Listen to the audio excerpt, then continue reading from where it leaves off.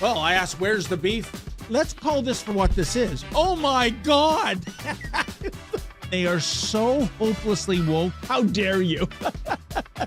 That is the intellectual capital of the left today. Give me a break. You are now watching the Daily Roundup. Good afternoon, ladies and gentlemen, and welcome to the Daily Roundup on this, a Monday, May 15th, 2023. I'm David Menzies, and my co-host, well, let me tell you a little bit about my co-host. Do you know what, folks? Today is National Nylon Stocking Day, and he wanted to celebrate, but there's been a run on nylon stockings thanks to all those drag queens showing up at the library. He is the Khaleesi of Calgary. He is... Well, what is he exactly? He is Sid Fizzard, our fantastic Alberta correspondent. How are you doing there, Sid? Oh, I'm doing fantastic. The weather's finally turned around. We've gone from the bitter cold we usually face, but sunny days lie ahead for us. Hopefully the same said for Ontario. How's everyone doing down there? You know what? The weather's good. It's going to get rainy, but I wish there was rain coming to Alberta. You've got the wildfire problem. Thank God nobody has lost their life in terms of human life, but you're under something called a heat dome. I don't remember all these new terms for weather back when I was a kid, like polar vortex and now heat dome. But you know what I find perversely amusing, Sid, is that, at least listening to Toronto-based talk radio, the reason for the misery in Alberta due to wildfires, well, it's all climate change, you see. Because, in the billions and billions of years of history on planet Earth, there's never been severe weather. I mean, I think there was a group of life forms, what were they called again? Going back hundreds of millions of years. Oh, yeah, the dinosaurs. Maybe you ought to ask them about severe weather. But, this whole idea of conflating weather with environment, and that obviously because there's some fires, or it's a cold event or a heat event, you name it, it's all due to climate change. It gets a little tiresome. What about you, Sid? Yeah, no, I certainly agree with that sentiment. And you think about, let's say, wildfires, and certainly the season we're in is a very unfortunate showing of a large volume of wildfires. It's taken up a large amount of land and displaced many people. But the thing to remember is the fact that wildfires are a part of the natural ecosystem that we live in, the natural environment. There are plants that require extreme heat in order for proper seeding to occur. Yeah. So it's funny, it's all boiled down to one thing. If the environment changes in a way that might be disruptive or somehow bad in some sense, or likely and often with temperature, when it gets hotter, it's always because of climate change. Whereas, the bitter cold, the extreme cold we felt over the last winter, it's not considered a part of that same climate change. Maybe, they try and factor it in here and there and say that any difference in weather, any change in weather is truly accounted for by human behavior. Well, at the end of the day, the environment always changes, and it has to change. If things stayed the same every single day, if it was the same temperature every single day, that would be pretty bad. That would be worse for the environment, one could argue. 100%. And putting a tax on carbon is not going to do absolutely anything to move the needle, even though blackface thinks differently. But we digress. Sid, what is the ostensible reason of what we're trying to do here? Sorry, can you repeat that? This is usually where Sheila or Tamara or Drea outline the housekeeping rules in terms of how to make a donation, if we have to leave YouTube, if we get into, tricky subject matter that the Silicon Valley tech giants wish we'd rather not speak about. Well, we are a variety of platforms, and notably we have Rumble, and we do have paid comments where we actually read through those comments at the end of these daily roundup videos. And I think we can see there on the video as well, there are donations that you can make of a variety of sorts. That always helps us out, especially because on YouTube we are demonetized and we don't get a lot of those bonus features that a lot of other content creators are able to provide. So if you want to help us out, you can go to Rumble for that feature, and as well to stay tuned to the entirety of these videos. Sometimes, because of the content we talk about, we do have to switch over there just simply so that we can freely express what we have to say. without the censorship of platforms like YouTube. So if you want to help us out, that's how you can do it. There you go. And without further ado, we began the show speaking about wildfires. How about this? A member of Blackface's cabinet where the phrase "liar, liar, pants on fire" comes to mind. I speak of Public Safety Minister Mendicino. And, well, lo and behold, despite what Mendicino said in a committee that there were no more Chinese police stations in Canada because the RCMP shut them all down, turns out, guess what, folks? Could be some new Chinese police stations in Canada, although he's hopeful that the RCMP will shut them down eventually. Once again, Sid, Marco Mendicino, much like Patrick Brown, is such a liar that if he were to spit in your face, he would tell you it's raining. I have no doubt about that. And now he went to a committee and he said they're all gone, and now he's come back and he said, well, maybe not all of them, or, well, maybe some were added in the meantime. This is a disgrace. And by the way, he is more concerned. I just listened to a radio interview about this Chinese interference being conducted by these Chinese police stations, and the first thing out of his mouth regarding Michael Chong being targeted by the so-called commie cops was, the national security breach. No, not meaning the Chinese nationals were going after a Canadian, Mr. Chong, but that there is a whistleblower in CSIS that alerted the Globe and Mail and Global to this effect.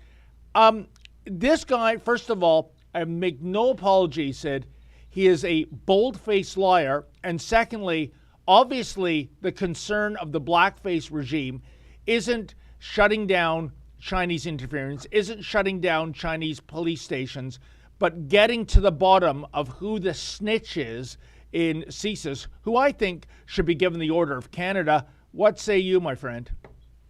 Well, it makes me think of two things. One, in terms of these Chinese police stations. I mean, there's the brick and mortar facility where they're operating out of, but what about the individuals who are operating those facilities? Clearly, they have some involvement here that should be looked into.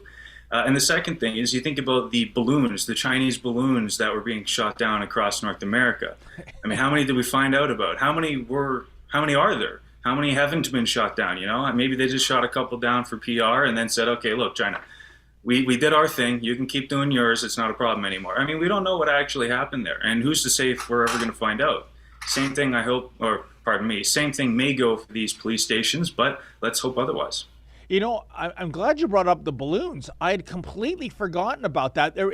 Which speaks to how much information we're learning about on the China crisis file. And you're right, just a few months ago, it was those balloons, some of them bigger than a school bus, just, going down the lazy river around Canadian airspace en route to the U.S. And nothing to see here, folks, until, the U.S. started shooting them down. And then I think we scrambled a jet to shoot one down in Canada. But the nonchalant attitude of this government when it comes to China is just staggering. Now, Sid, as you know, there's 3 of these Chinese police stations in the Greater Toronto area, 2 in Markham and 1 in Scarborough. And what I've always found interesting is the venues that house them. The one in Scarborough is a variety store. Right? It's like, as our colleague Sheila Gunn Reid says, it's like something out of Men in Black. It's a variety store where you're buying candy bars and cigarettes at the front, but in the back, there are these Chinese cops. The other one in Markham is out of like a residential de rigueur house. And the third one, where earlier this month there was a protest that we covered, also in Markham, it's in a industrial park, and the edifice, and I keep going there, I can never find anyone there. I guess I'm not going at the right time. The Canada-Toronto Fuking Business Association. I have to really be careful pronouncing Fuking, but it's F-U-K-K-I-N-G. Maybe I am mispronouncing it. Maybe it sounds closer to the regular F word. What I find staggering, Sid, is how are these edifices here in the first place? How is this being entertained? Now, I know these cops aren't weaponized and they don't have police cruisers, they don't have uniforms, they don't have badges, but they cherry pick individuals who might have said something impolite on social media. And the way it works, I understand, is they go house calling and they go, we want you on a plane right back to Beijing. And if you don't, well, we know you have friends and family back in the homeland. We can deal with them there. So it's the easy way or the hard way, your choice. Well, they both end up being hard ways. But the very fact that this has been allowed in our dominion, I find egregious, bordering on treasonous, Sid. Well, and the one challenge, though, I see is how do you actually stop it? Like we've mentioned, these aren't exactly, Chinese police station signage, let's say, on the front of these facilities exclusively built and meant for the operation of Chinese police operations abroad. They're doing this out of makeshift facilities, out of people's basements. It's somebody, an individual, who is going out there doing these actions on behalf of the CCP, the Chinese Communist Party. How do you stop those individuals, I think, is the bigger question than how do these facilities kind of arise? And how do you stop them is a very difficult task, because you would have to vet every single individual who comes from China, basically, in a sense. I mean, perhaps there are some things you can do to alleviate those barriers, but at the end of the day, their surveillance networks are so ingrained in not only the technology, but the social media. Every part of Chinese society is ingrained in digital security and digital observance. So that is also a large thing to consider, is a lot of this is happening without any brick and mortar, without any people being involved, period. It's all happening digitally as well. So you're looking at multiple layers to try and fend off against, and it might be certainly a difficult task. Sid, I think you're being too kind, and I'll tell you why.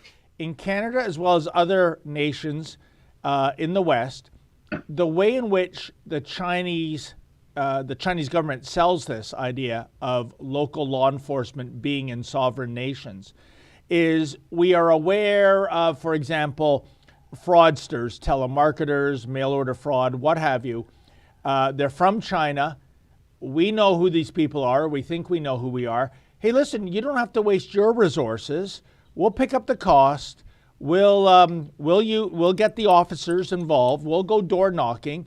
And it's kind of like win-win. Okay, we got fraudsters here, and the Chinese government has a good idea who they are. That's great. But the problem is that it's not just the fraudsters. It's people posting, shall we say, impolite or insensitive things about the regime back home on social media.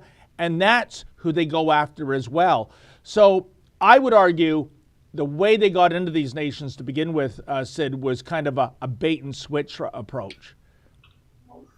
It could very well be, but one thing I would like to add to that is to never, and a wise person once told this to me, is to never underestimate the incompetency of government. Oh yeah. And I think that's something that we shouldn't forget. Especially you think about how much crime goes unresolved in the country, right? And I think the same thing would apply even to international acts of crime or sabotage or actions like we've seen in regards to these police stations. And maybe I could ask our producers in-house there to pull up, if you look up CSIS on Google, it shows Canada.ca website. You click that link and it shows you the Canadian Security Intelligence Services. And to make my point, at the top of their webpage, it gives you a little warning.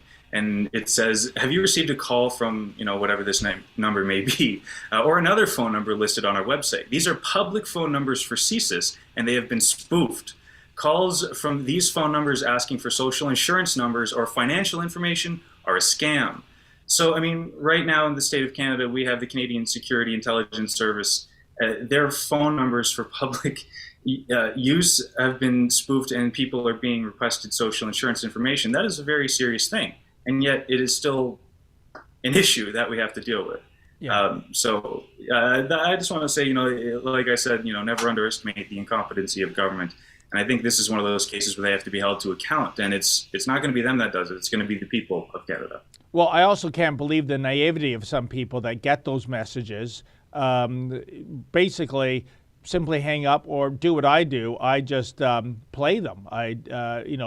Because I think the best revenge is to extinguish their time.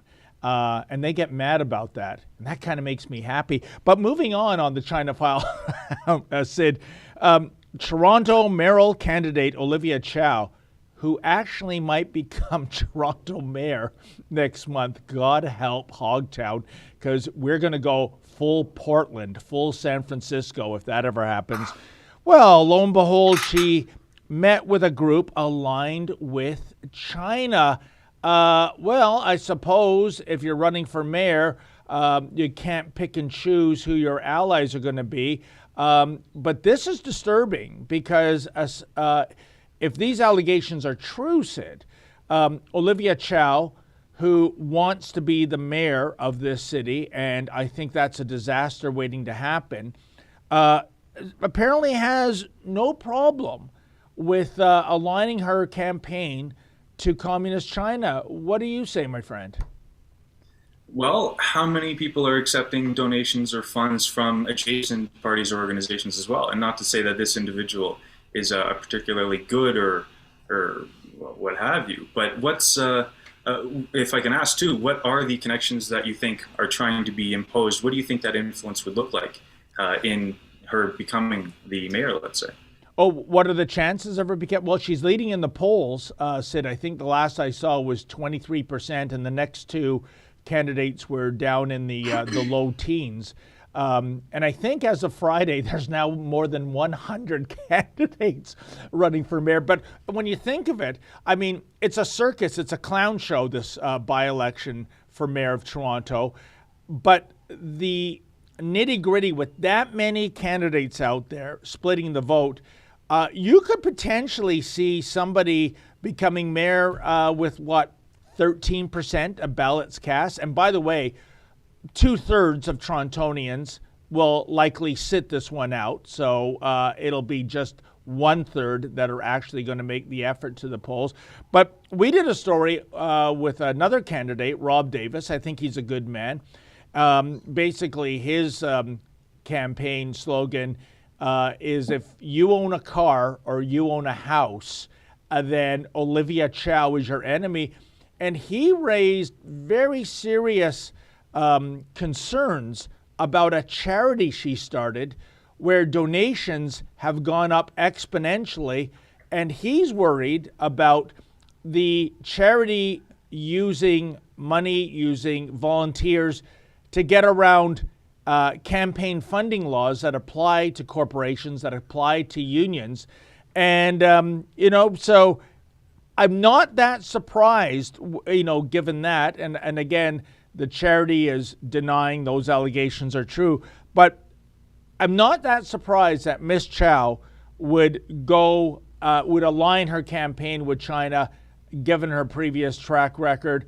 I guess what we need is an investigation, because the meter is running. It's the last week of June is election date.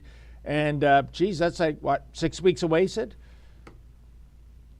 Yeah, well, it's coming in hot. And, I mean, as we saw with the last mayor, there's a certain particular scandal that saw him take a step back from position. And, I would not be surprised if there was further scandals to be unraveled. And in particular with these new candidates coming up, to have that investigation, I think, would be absolutely crucial. Whether or not the allegations provide to be true, to clear the air on these matters needs to be done. And if that isn't done, well, that I would be concerned about that. Yeah, maybe we need to call the cops, but I don't know which ones. Is it the RCMP or the Toronto Police Service, or is it the Beijing cops station in Markham and Scarborough? Whoever you trust most. Well, it is a China issue. I don't know who's who in the zoo when it comes to law enforcement in Canada anymore. But you know what? From China crisis to what's going on down under with our beloved colleague Avi Yemini, we should get to that. But first, let's take our first ad break, and we'll see you on the other side, folks. Today, many journalists are really just advocates for woke ideology. They don't report the facts, and they simply don't care about our fundamental freedoms. Well, we're doing something about that. What happens when the journalists themselves are really bought and paid for by the government? Can they possibly criticize the government freely? The law in a rule-based society is the need for independent news.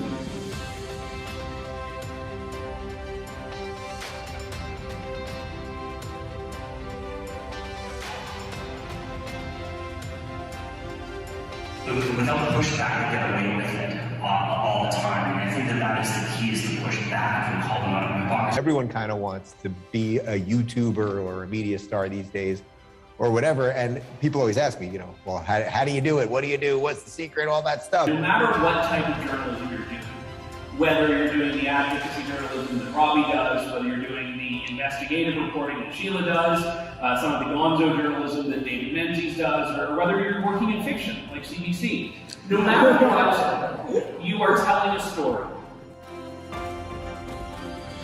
It was great. I think it's very informative. I learned a lot of stuff. I took so many notes, so it's definitely good to be here. I'm really appreciating the diversity of the speakers. They all contribute really specific details on what to do as an aspiring journalist. It's been absolutely mind-blowing from start to finish. Firstly, beautiful hall. We've been stuffed. It's like Thanksgiving dinner every night, so that's amazing. And the only thing that beats that are the people around us, the company, some amazing and unique individuals. The journalism conference has been great. I met many prominent figures in this field and I got great advice. It was a really good conference, very good to meet all the lovely people here to get some inspiration and some experience. Our speakers, oh my gosh, they've been absolutely stupendous. Been learning so much. So grateful to have been invited to come. Thank you.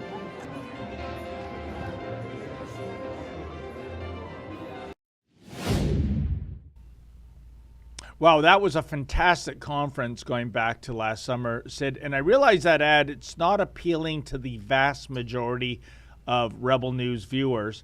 But the thing is, folks, if you know of someone in journalism school or aspires to be a journalist, because I can tell you, Sid, journalism schools today are indoctrination factories. They are just putting out woke activists.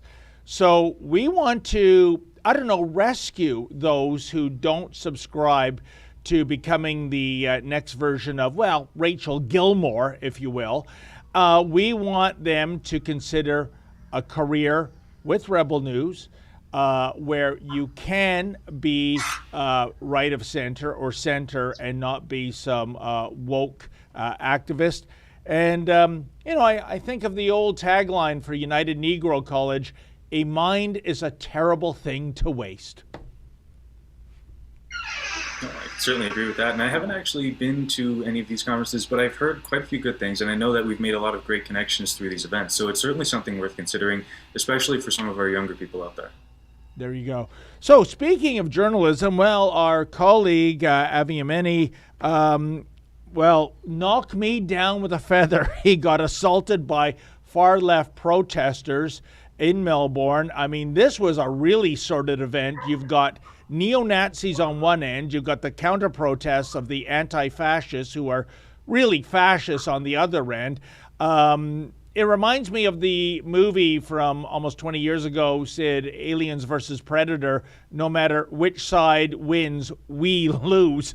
I mean, there's no one to cheer on here. But Avi went with security, and it was a bit of an overwhelming event. Why don't we throw to the video, and we'll talk about that on the other end. You fucking call yourself an Nazi! Fuck off! You fuck off! Get back! You get back! Fuck off! You fucking call yourself an Nazi! Fuck off!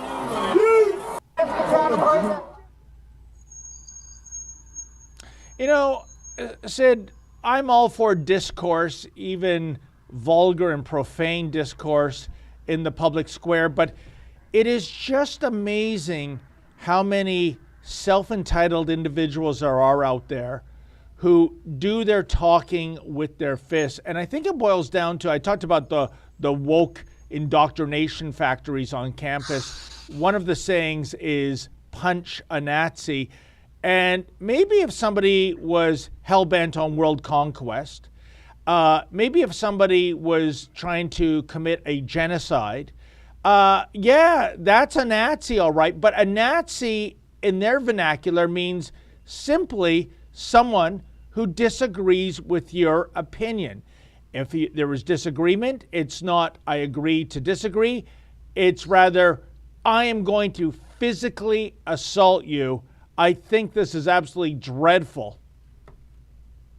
Yeah, no, I certainly agree with that. I would have made the same point, is that they've washed away the value of calling someone a Nazi in a sense. You call everybody a Nazi because they disagree with you. Well, then the actual meaning is destroyed. And that's kind of what we're seeing. It's just rage-fueled actions by these demonstrators who are trying to fight, this evil that's in their heads, and they cast that onto the people that they see around them that they might disagree with. It's very unfortunate. And in terms of the journalists on site, Avi Yemini, a great reporter, he does amazing work. If you haven't heard his name, I imagine if you're watching this video, you probably have. But to assault a journalist in doing their capacity as journalism on the streets, it's very inappropriate. And especially if you're trying to convey a message, let's say you're trying to advocate against a group of Nazis, well, then you want to talk to all the reporters you can. The more you talk to, the more people can see which outlets are going to, let's say, manipulate your words as they would accuse anybody who they disagree with of doing.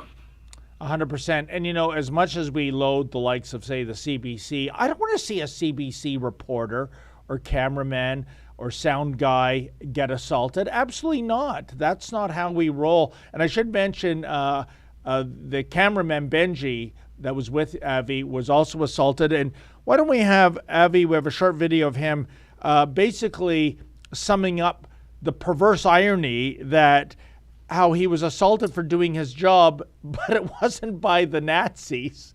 It was the people claiming to counter the Nazis. Again, I can't tell the difference, as it used to say on the ABC detergents ad, but take it away, Avi.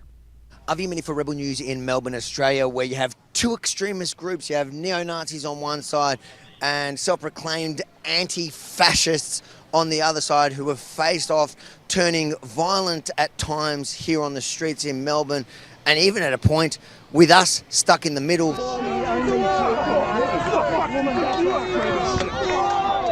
Thank goodness, Daniel, you were there. You all right? Yeah, I'm fine. Just a little bit of a bruise and blood there, but we'll bring you exclusively the entire story to Rebel News. Make sure to head over now to followavi.com. Sign up to the mailing list, just in case the platform you're watching this on right now will ban it. It's these days, the censorship in the name of protecting the public could get us in a little bit of trouble. So sign up to the mailing list and join me across all the platforms, just in case, like I said, the platform you're watching this on right now, this video just may be a little bit too hot. Again, Sid, it is the perverse irony here. Avi Yemini, being Jewish, he's being attacked with a group that is ostensibly going up against Nazis or neo-Nazis. So why are you picking on the Jew out there? A couple weeks ago in Whitby at a demonstration, I was accused of being a Nazi. And I said, it's kind of funny. The company is owned by someone of the Jewish persuasion, that being Ezra Levant. My grandfather spent 5.5 years of his life fighting Nazis in Europe in the Second World War.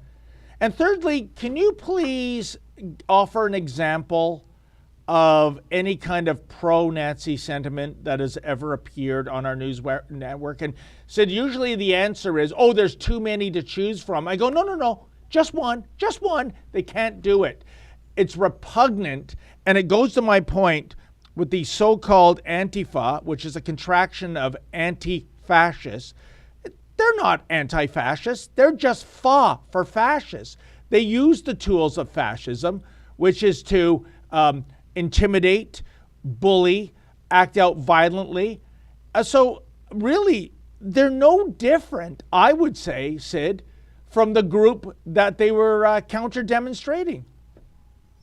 Yeah. No, you could certainly say that. And it really is unfortunate because they're putting their anger towards people who absolutely are undeserving of it, as you can see in the video there. They're just lashing out at people. And this is one of the reasons why you saw that security guard that Avi was highlighting. And, you know, we certainly need security. We've all experienced this on the field, is that times there's going to be people who come up to you and try and confront you, try and assault you. And if there was nobody there to have your back, then it could become a very dangerous situation, which is why, you know, I want to reiterate what Avi said, follow his work. And if you want to help out and help out for the security costs, it's certainly appreciated. It's certainly needed. And, you know, of course, we saw previously the police had actually detained Avi's security in one instance as, you know, whatever allegations they were casting against him. But there was a victory had for him after that incident. So we do look out for them, and we're very thankful that they look out for us. Yeah, and one other thing, said a trend I've noticed here. I don't know if it's gone down under. I didn't see a lot of evidence in the clips from Avi, but you see members of Antifa who are disguising themselves now, not with the face mask and the helmet and the sunglasses, 'twas ever thus, but they are wrapping themselves in either the rainbow flag or the trans flag. And they show up to those kind of demonstrations when you see mothers and grandmothers complaining about pornography in elementary school libraries. They show up to do a counter protest. And even though the demonstration has nothing to do with sexual orientation or gender identification, they wrap themselves in these LGBTQ plus, etc. flags. And I guess the takeaway, because I can't analyze it any other way, is that because gender identification and sexual orientation were never part of the demonstration, simply pornography, horrible pornography in schools are being distributed, then that means you are pro-pornography. And by that I mean, yes, pornography is legal in Canada and many other jurisdictions, of course, but I mean age-inappropriate pornography. You're happy that an elementary age student can take out a book from the school's library that is pure porn? Sid, to me, that does not compute. Yeah, well, and you think about some of the signage that is, you know, often used or affiliated with this side of the aisle, let's say, and you'll see signs that say, "We accept all." Well, you put that to the test if you want to have a conversation about something you might disagree with about, and you get a brick wall response. They don't want to have communications with people that they disagree with, even though they, you know, say that they accept all. So it's an unfortunate bit of irony in that sense. And you know, hopefully there will be some dialogue that is able to be had, but oftentimes that's very difficult, as we've seen in a multitude of demonstrations. It's often these like-minded people that we're seeing. So I'm not sure what to make of it, but as well, pride never stopped being a sin. And I think that's something that a lot of these people have forgotten about, and perhaps that's where this vitriol towards, you know, religious understanding comes from in many senses, even though not entirely. Well, I think the solution is simply this. When there are dueling protests, as soon as somebody crosses the line, i.e. physical violence, then the police step in and make arrests. And I don't care what the ideology is. I don't care what the candidate is, etc. That is the solution. And we're seeing too much turning the other cheek that way. And that's not right. We should switch gears, Sid. Breaking news over the weekend, Stellantis, which is, a lot of people say, what's Stellantis? It's now, that's the name of the parent company for Chrysler.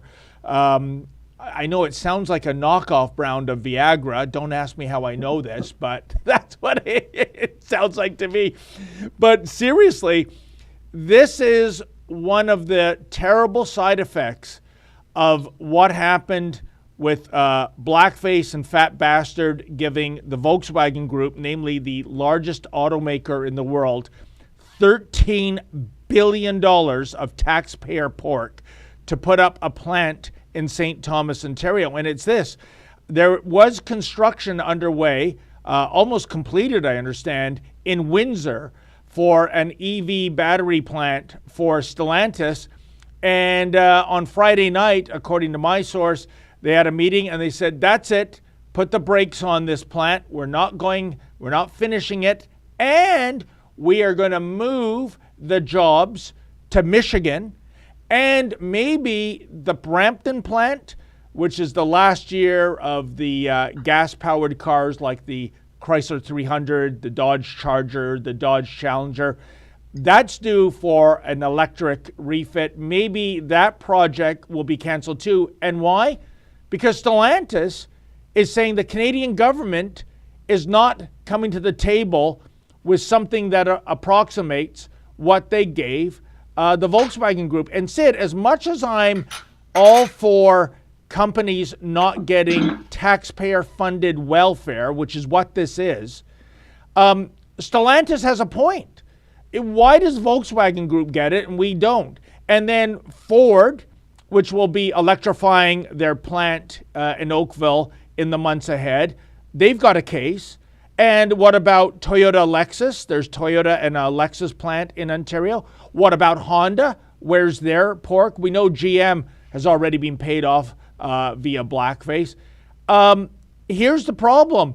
Now, instead of this being a feel-good, oh, look at all the jobs we're creating, and I'll get to that in a second, suddenly you might be driving investment and jobs out of Ontario because this government has decided to pick and choose winners and losers in the automotive sector for virtue signaling points, i.e., look at us, we're making the car industry green by developing battery-powered cars, and yet, as we saw with the McGuinty-Wynne government, green energy, guess what, tends to kill jobs.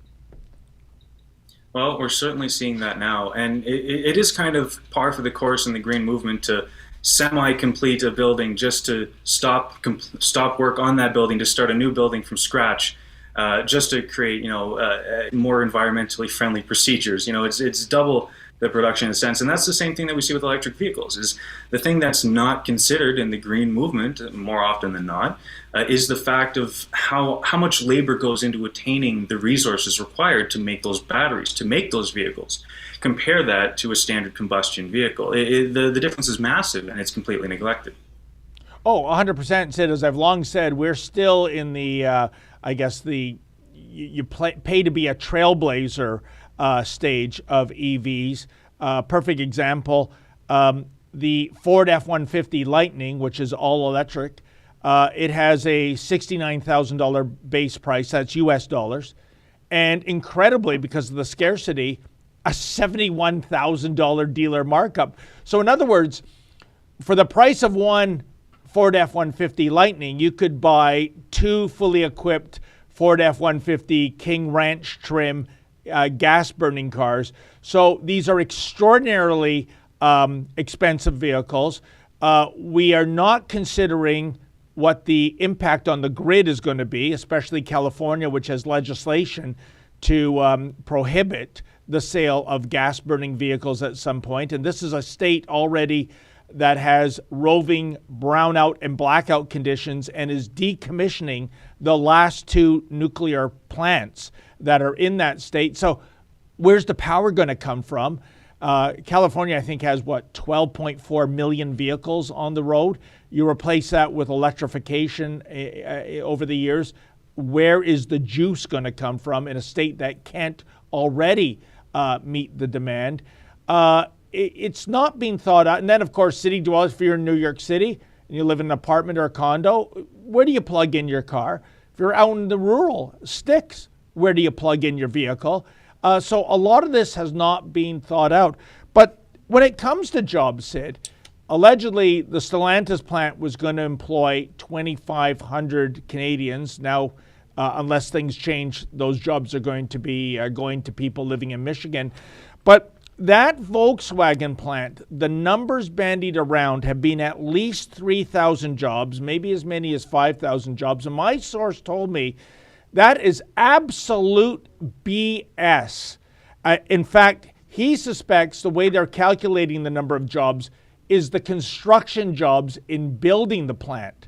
Because this battery plant VW is putting up in St. Thomas, Ontario, Sid, is going to be highly automated. It's going to be robots out the yin-yang. the very idea that the low number, 3,000 jobs in that one plant, an absolute pipe dream. This is just bad news all around. And I wonder what's going to happen if you're the blackface Trudeau regime. Do you call Stellantis back to the table and give them some more taxpayer pork? Or do you say, well, so sad, bye-bye? What's the deal? Well, and you highlighted pretty well, is that a lot of these larger production facilities are going to become fully, if not almost entirely, automated. Yeah. Especially with the advancements we're seeing in AI, with the advancements we're seeing in robotics. A lot of these jobs are, unfortunately, in a sense, easily transferred into the digital era in that sense, where instead of having somebody actually putting the car together, it's just going to be a maintenance person who fixes the machines who put the car together. That would probably save you a lot of labor. And to suggest that many jobs, I think what you're saying is likely where this is the amount of construction jobs, because the construction industry is still a very difficult one to fully replace with automation, as you might be able to suspect. I mean, when was the last time a robot was able to fix your roof? So those jobs are going to remain, I think, at least a little longer, and those are probably the jobs that are being counted for when you talk about the production or the building of this facility. You know, Sid, what a coincidence. We just got our roof at Casa Menzoid replaced. I know once upon a time used to be a roofer. And I got to tell you, when I saw the men working up on the roof, I used to chant, "Hey, on the roof, I see a goof." But they never laughed, Sid. I don't know why. But anyway, I hope they didn't leave a gaping hole there. But no, I applaud those workers. They're doing real man work and something I'm completely incapable of. So a tip of the hat to you. We got to take another ad break, my friend. And then when we come back, oh, golly gee, knocked me down with a feather. A profoundly anti-capitalist cafe is expanding. No, it's not expanding. It's closing down. You won't believe this one, folks. The media said that Canadian truckers were Russian agents controlled by Vladimir Putin. Justin Trudeau called them extremists. The small fringe minority. We are here out of love for our families, our communities. And the government put the country under martial law to stop them.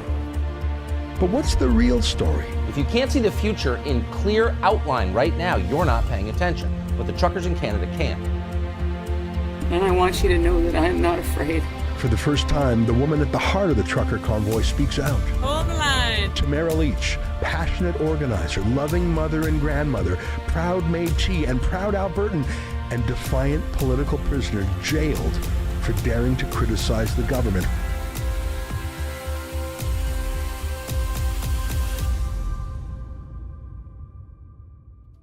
Tamara Leach. Her new book, Hold the Line, My Story from the Heart of the Freedom Convoy, is the inside scoop of what really happened. You've heard from the media and the convoy's critics. Now hear the truth from the woman who inspired the world and made Justin Trudeau blink. Visit theconvoybook.com to order your copy now.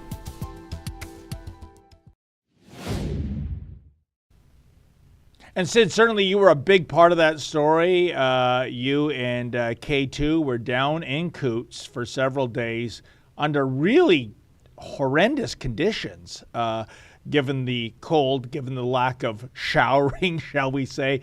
What are your thoughts on Tamara Leach coming out with that book?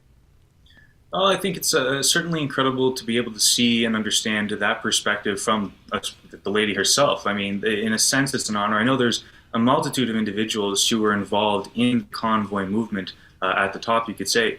And from my perspective, well, I kind of have to do my own catching up on the Freedom Convoy movement that took place in Ottawa, because as you mentioned, for 16 days I was at the Coots Blockade covering events from there. So I was situated on the other side of the country at the time, but still between the Coots Blockade, the Freedom Convoy movement in Ottawa, and the multitude of demonstrations that were taking place across the country at multiple border ports, it was truly an incredible movement. And to hear it from the heart of it, as is described from Tamara herself, it must be a great read.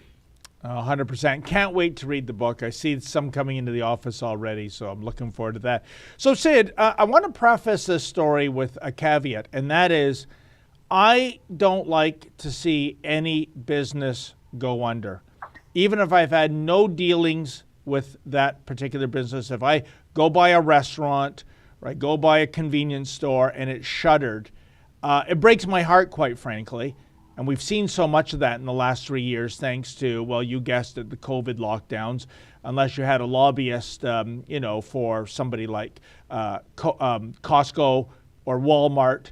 And of course, the province's Liquor Control Board of Ontario, they never shut down a single day. But somebody's hopes and dreams were crushed when a business goes under.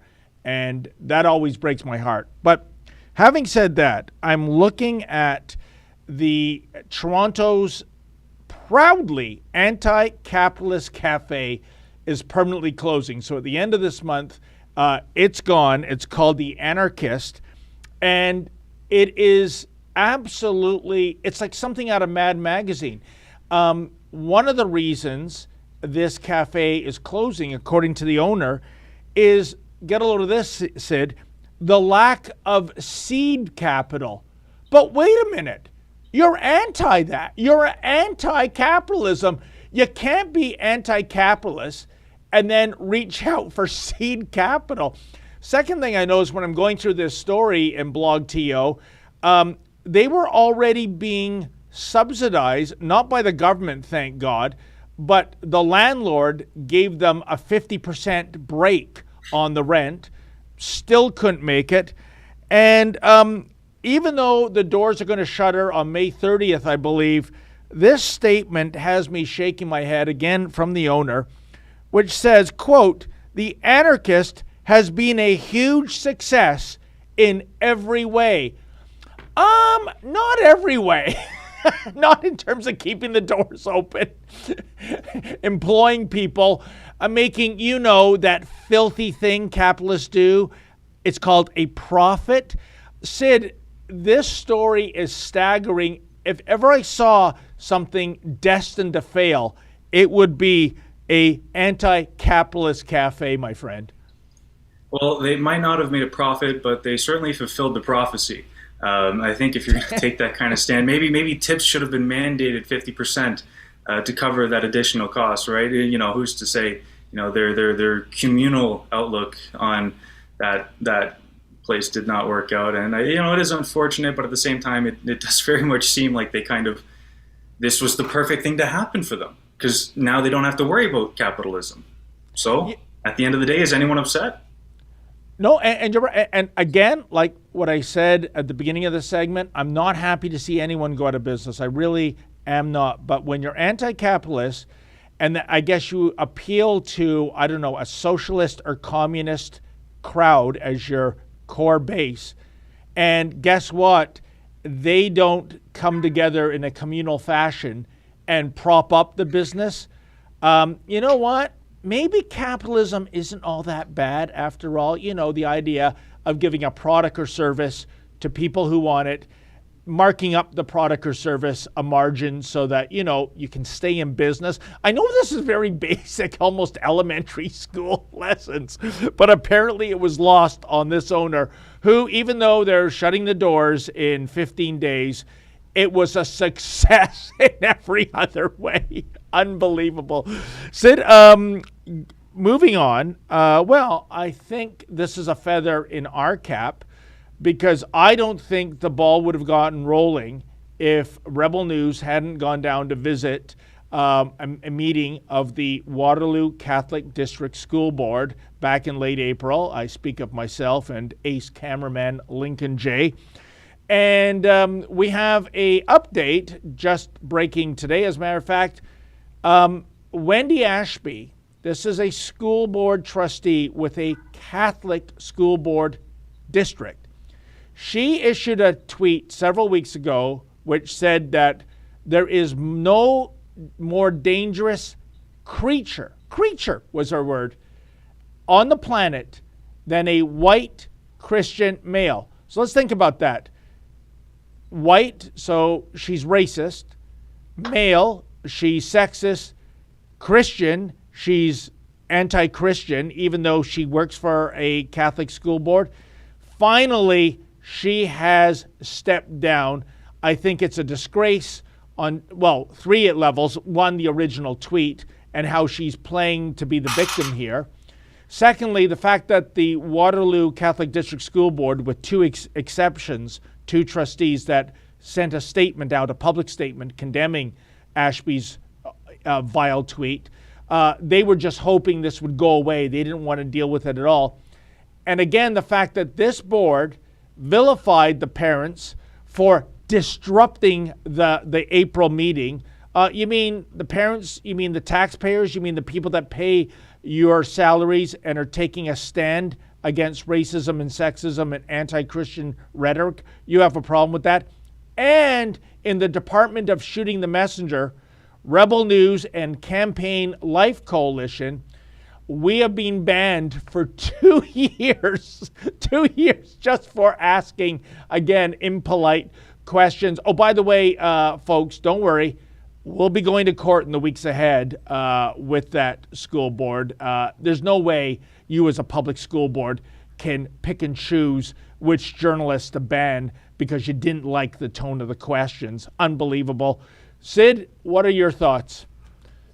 Some pretty incredible comments, to be honest. I mean, hearing them, they are quite shocking. And the biggest thought I have is, how did that person end up in that position? What are the thresholds that she met? What was the investigation done into her, the interview process that allowed someone like that to get that far in that institution? So that's my biggest concern. And it is seeing her resignation. That's positive action that can be had. But who's to say that it won't happen again? How do we make sure that it doesn't get repeated? But here's the problem, Sid. The board, the head honchos at the board, from the director of education on down, did not demand this resignation. Ashby, a week ago or so, she put out an apology, which was one of those non-apologies. You know, I'm sorry if anyone took offense to what I said, as opposed to I'm sorry, period, full stop, move on. And then when I look at her letter of resignation, Sid, and I'm going to be doing a monologue about this later today. Well, let's begin from the beginning, shall we? Quote, diverse voices, when elected, come with truth and history, expecting these voices to assimilate because the historical truth they challenge makes some uncomfortable is something that should be reflected on. There is no easy way to have these tough conversations, end quote. So, Sid, when you read between the lines, she's not apologizing. She's not clarifying. She's doubling down. She believes that it is a historical truth that the white Christian male is the most dangerous creature on the planet. This woman still doesn't get it. Well, I mean, I think anytime in history you see one human call another human or group of humans creatures, yeah, as opposed to humans, correct me if I'm wrong, but usually the outcome isn't positive. Is that your understanding, David? Yeah, no, I think you're right. To use the word creature is deliberately provocative. And furthermore, Sid, what if Wendy Ashby's tweet, you replaced white with black, you replaced male with trans, you replaced Christian with Muslim? What do you want to bet that is leading every single newscast, every paper headline across Canada? Whereas the coverage, by the way, of the mainstream media has been pretty much pathetic. The worst, and I'll call them out, is Rachel Gilmore's old alma mater, Global News. Do you know when they reported on this story, Sid, they used the phrase, I think it was an offensive tweet, and they didn't publish the tweet. I mean, what did she say? I mean, talk about burying the lead. So, yeah, I think this is another example of the hypocrisy and the double standard that, well, we fight every day of our lives, don't we? No, certainly, to say the least. And I find, especially, from engagements in Coots and those events, there's a lot of corrections that need to be made to other outlets, or statements that aren't entirely true, statements that are misleading, statements that are built on comments that were discovered to be untrue, and all of that gets pushed out there as though it is the reality, the present, and partly our job is to correct the record, and that's something that I think you and I both do more often than not. And you know what, Sid? That's a great example, because what did we see more recently? A few weeks ago, PSAC, the federal government union, having that strike, shutting down services like passports, going to airports to picket, using the line, hold the line, where have I heard that before? Encouraging people to honk their horns in support. Oh, honking, I thought there's one Liberal MP that equates horn honking to Heil Hitler. It's code, you see. Oh, but that's okay. These are federal government workers. These are bureaucrats out on strike. No, basket full of deplorables for them from the lips of blackface. That's okay, when they were using, in some terms, the exact same language and protest methods as the trucker freedom convoys were using, right? Well, and not only that, unlike the case for the Freedom Convoy, where there was funds that were being seized by multiple citizens, in this case, we are the citizens actually paying the protesters to protest against the government, who we're paying to facilitate, and we're also paying for them to actually be on strike. So it's, that's what I have to say about that. You know, it's amazing. I think the best line about the strike was from the big boss man himself, Ezra, where, because of the COVID lockdowns these last 3 years, so many of these workers were working from home, which they were trying to enshrine into their contracts. I guess they got comfortable just doing their stuff in their pajamas. But wouldn't you know it, the first time a critical mass of them show up at the office, it's not to work, it's to strike, it's to withhold their services. Unbelievable. But that's the world in which we live. We have to take one more quick ad break, and then let's see if we have any super chats, and we'll get to that right on the other side, folks. I am doing something today that I have never tried before. Listen up. I'm looking for collaborators in a new and exciting initiative. As you most likely know, YouTube a long time ago demonetized Rebel News, and we are 100% viewer funded. Now, while our supporters are fantastic at helping us cover legal campaigns and special reporting missions, unfortunately, the reality is our day-to-day operational expenses often exceed our income stream. Which is crazy if you think about it, because my videos across all platforms attract hundreds of thousands of views and sometimes even millions. So I want to share that reach with the right partners. If you have a product or business and want to enter a win-win relationship with me, please go to rebelnews.com/ads and fill in the form to let me know. I won't be accepting anyone.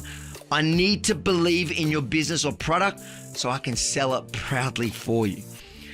And for successful applicants, I will guarantee a minimum view count, meaning even if your ad is published on the less popular reports, we'll keep promoting your business or product until it gets the agreed minimum eyeballs. So again, if you have a cool company or product that either wants to take advantage of my reach or want to support my work through advertising in a way that you can write it off as a tax deduction, or both, head over to rebelnews.com/ads and hopefully we can join forces soon. Way to go, Avi. If I had money, and actually I do have some money because of a bet I made earlier this month, I would throw it on the table, but I don't know what I'd be advertising. Anyway, Sid, I do believe we have a super chat. All right, and I can read that one off for you. Lionheart 1979, $30. Thank you very much. Says, now that the last two Canadian teams, Leafs and Oilers, have been eliminated from the playoffs, the closest team geographically to Canada winning a Stanley Cup since '93 has been the Detroit Red Wings. That's been your fun fact of the day, our Canadian reminder that we're all Canadian here. David, what do you make about that? Yeah, well, you know what? I'm not concerned that much longer. You're right. I think the last cup-winning team in Canada, 1993 Montreal Canadiens, Kim Campbell, Prime Minister. For the Leafs, it goes back to 67. Lester Pearson, Google it, kids, was Prime Minister. It's kind of a surreal Stanley Cup victory parade on Bay Street in Toronto. First of all, the footage is in black and white. Secondly, there's no CN Tower. It's like an alternate universe Toronto. And what I did, Sid, this year, because it's been too many decades of disappointment, namely a 56-year rebuild plan, I decided to bet a politician. I'm not going to name him. I don't want to shame him. But he was so sure this was the Leafs' year. I adopted the George Costanza opposite day philosophy, and I bet against the Leafs. Wow, talk about money in the bank. My MVP is Robert Borden. Yeah, that's the portrait of the guy on the $100 bill. That's what I won. And my gosh, I feel sorry for the guy I betted on. He was so diehard. You see, Sid, if you're going to do a bet where I think the Leafs are going to win the Stanley Cup, second part of the sentence is, now you pick a team. Instead, he gave me all 15. It would be improbable for me to lose. So I'm very happy. They've let me down too many times. In fact, Sid, here's a bet. I want you to think about this. The next time we talk, you can weigh in with your answer. Same with everybody, folks. What is going to happen first?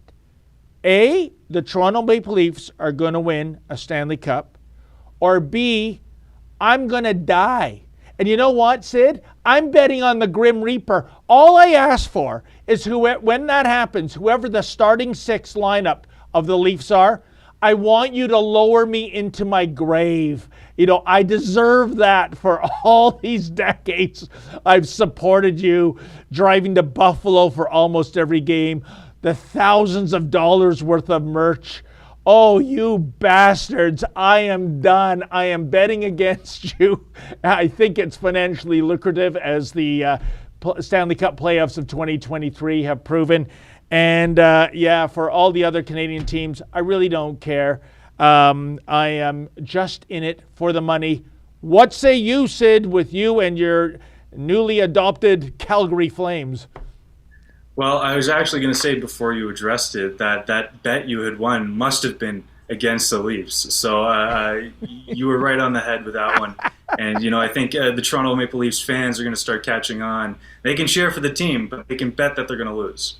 You know what, Sid? At the end of the day, and I mean this with all sincerity, the Leafs don't deserve their fan base. With the ticket prices they charge, the decades of ineptitude, and you see at Maple Leaf Square, people crammed in tooth to just to cheer on a video screen. You see so many Leaf fans in other cities across the NHL. So sometimes in the case of Buffalo, it looks like a home game for Toronto. And yet, what do we get? Just misery, just disappointment year after year. Being a Leaf fan, Sid, it's kind of like Linus on October 31st, waiting for the great pumpkin to appear, and it never does, right? That's it. But I'm done. It's all about the money now. You've broken my heart too many times. Adios. And speaking of adios, we got to run. Sid, I understand the big boss man has an interview coming up very shortly, and he needs the studio. So I want to thank you very much for jumping in for Sheila Gunn-Reid. Thanks to Olivia and Ephraim behind the boards, and thanks to all of you who have tuned in. There'll be another edition of Rebel Roundup, a rather daily roundup, getting my nom-culture mixed up, tomorrow. In the meantime, folks, as always, stay safe and stay sane. A re-elected United Conservative government will develop and pass the Compassionate Intervention Act to ensure those gripped by addiction get help, get healthy, and have the opportunity to have a new life. The act would allow for a family member, doctor, psychologist, or police officer to make a petition to a specially appointed non-criminal judge to issue a treatment order. The court would be able to divert an addict who is in imminent danger to themselves or others to treatment instead of jail. This step would be a last resort in order to save lives and to prevent the overdose deaths, assaults, and attacks happening in Alberta as a result of drug use. If someone is an imminent danger to themselves or others, we will do whatever we can to save their life and help them get better. And that begins with getting them out of harm. A re-elected United Conservative government will develop and pass the Compassionate Intervention Act to ensure those gripped by addiction get help, get healthy,